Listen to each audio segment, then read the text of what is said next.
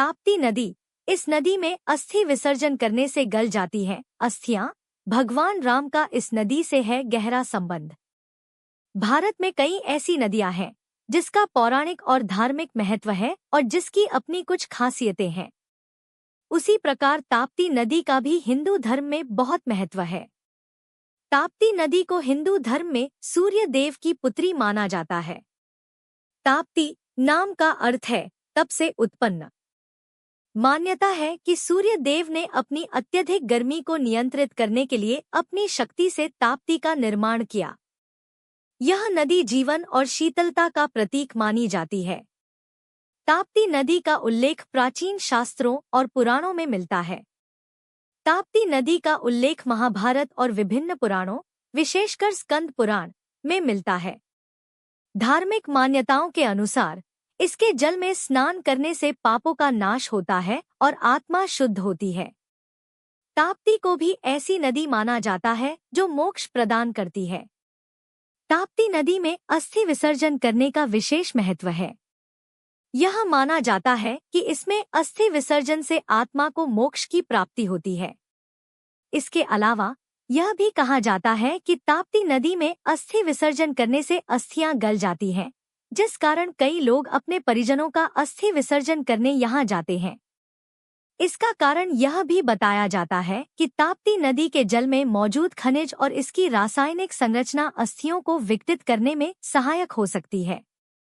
इसके जल में प्राकृतिक गुण और अम्लीयता हो सकती है, जो अस्थियों को धीरे धीरे घुला देती है। यह नदी प्रमुख धार्मिक स्थलों जैसे उज्जैन, सूरत और बुरहानपुर से होकर बहती है, जहां अस्थि विसर्जन की परंपरा निभाई जाती है। ताप्ती नदी के किनारे कई प्रसिद्ध तीर्थस्थल और मंदिर स्थित हैं, जैसे सूरत में स्थित ताप्तेश्वर मंदिर। इन स्थानों पर भगवान शिव और देवी ताप्ती की पूजा होती है।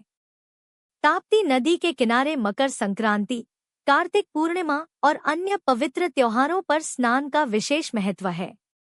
इन दिनों पर भक्तगण बड़ी संख्या में ताप्ती के घाटों पर एकत्र होकर पूजा अर्चना करते हैं।